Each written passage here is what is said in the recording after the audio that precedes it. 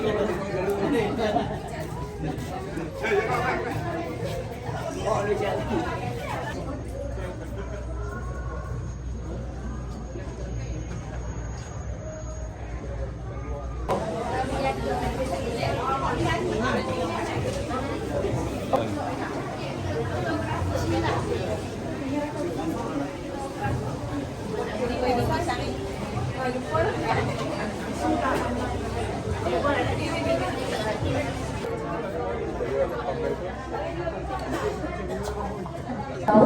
kasih Pegawai SIP Plus Pejabat Pendidikan Daerah Bali dengan diiringi Yang di-Pertua PIBG dan Bali Sabtu Sekolah Kemesyuarat Agung PIBG kali ke-49 Sekolah Menengah Kemajuan Kota tahun 2025.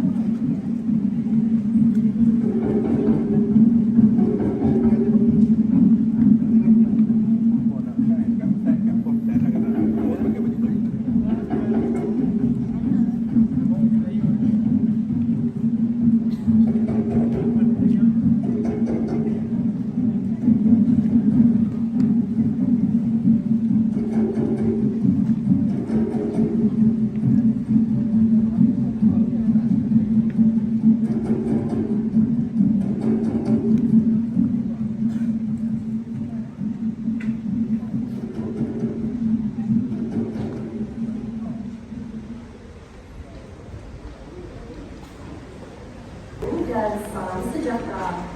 Yang berusaha Encik Mat Daud bin Kassim, Pegawai SIP Plus Pejabat Pendidikan Daerah Bali, mewakili Yang Berusaha Puan Haji Abu Bakar bin Main, Pegawai Pendidikan Daerah Bali. Yang dihormati Encik Anwar bin Ishak, Yang di-Pertua PIBG SMK Teguh Putra.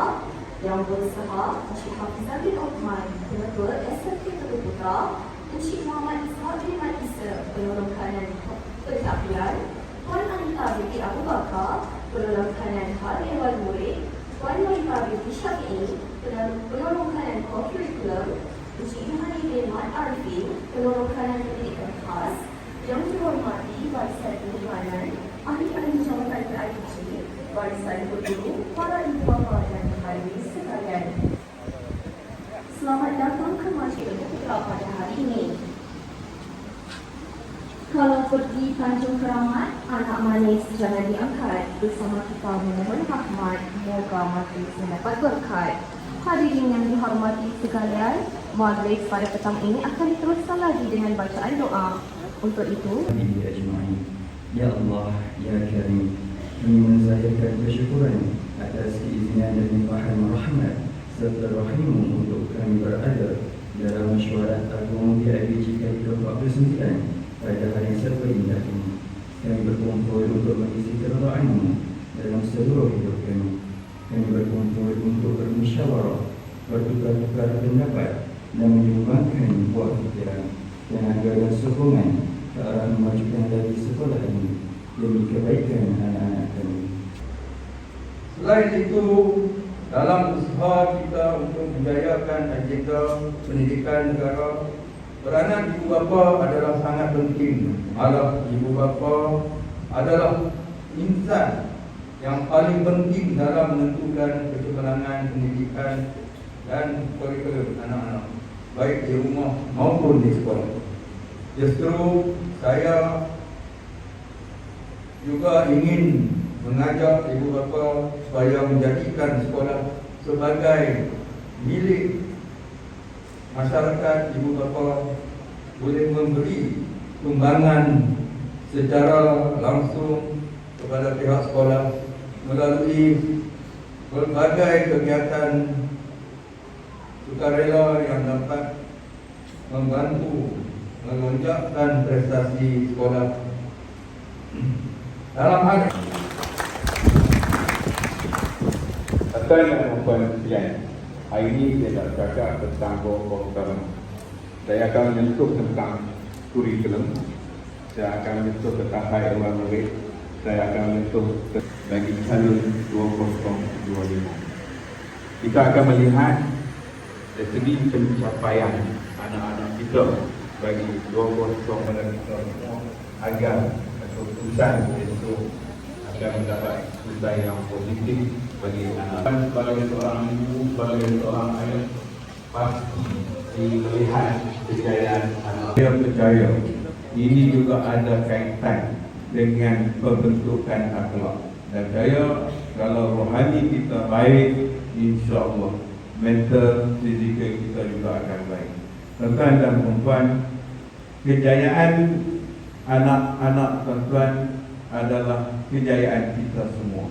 Ini adalah dari segi sokongan dan dokongan tuan-tuan serta kerja buat guru-guru saya yang meningkatkan prestasi anak-anak tuan-tuan dan puan. Seterusnya, tuan-tuan dan puan, sebayang hubungan dengan keadaan ekonomi sekarang, keadaan ekonomi sekarang yang semakin kita ketahui situasi keadaan kita di sebelah timur tengah sana sedang bergolak dan kesannya sampai kepada kita juga. Jadi persekolahan anak kita pun sekarang mempunyai kos yang meningkat setiap tahun.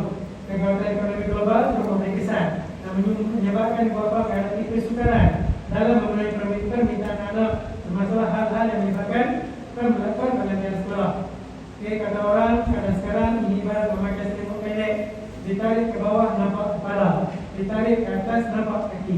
Walaupun begitu, saya berharap ibu bapa tetap memberi sokongan penuh kepada pihak sekolah dan berganding bahu membantu melancarkan program-program yang direncanakan oleh pihak sekolah. Sesungguhnya kejayaan memerlukan pengorbanan dan keprihatinan. Hal ini dikatakan demikian kerana tanpa kerjasama semua pihak sukar untuk kita mencapai kejayaan dan membentuk anak yang lebih baik, dan lebih tinggi. Hadirin Tuan PPD dan Ahli, dengan sukacitanya merasmikan Persyarat Agung Kesihatan Ibu Bapa dan Guru Sekolah Menengah Kelantan Ibu Kota kali ke-49. Sekian, wabillahi taufiq wal hidayah. Assalamualaikum